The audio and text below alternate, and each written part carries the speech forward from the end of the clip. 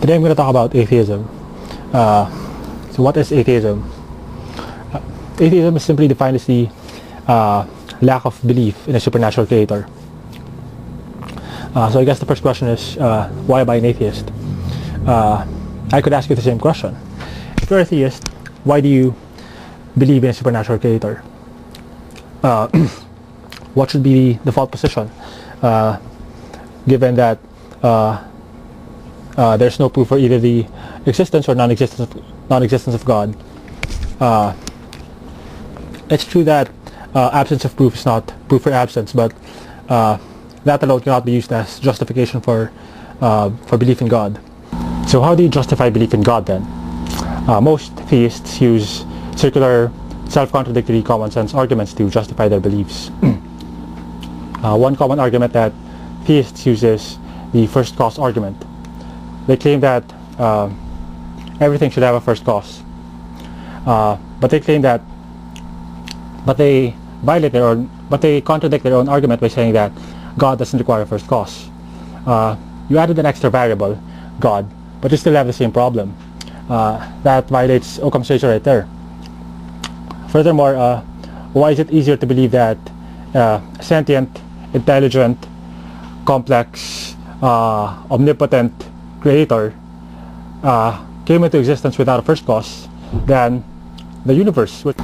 So theists basically use common sense arguments to justify the existence of their God, but if the same arguments are used against them, they say that they're no longer valid.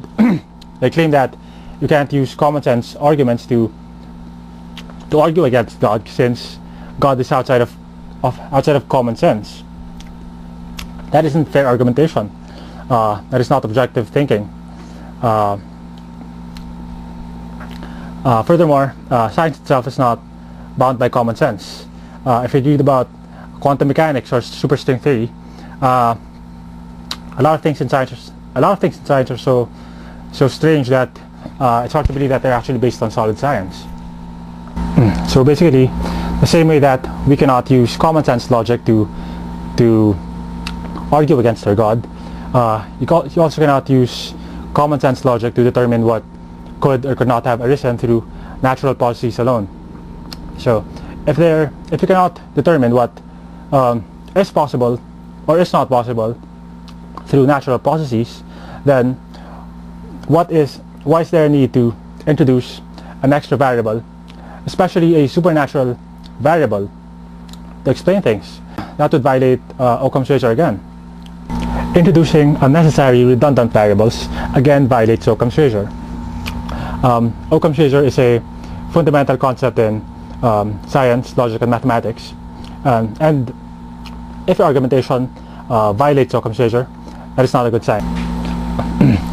Theists also seem to be under the impression that by attacking science, they are making a case for God.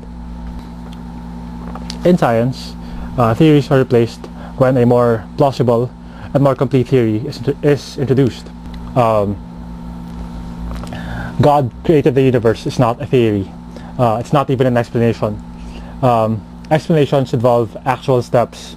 You must not only answer what, but also how. Then you have to support that with data. All of us practice faith in varying degrees. I think that the main difference between atheists and theists is in their way of thinking, not in their intellectual capacities. If an answer that is based on faith is sufficient for you, then that is your prerogative. I prefer answers that are derived using the scientific method. But as they say, to each his own.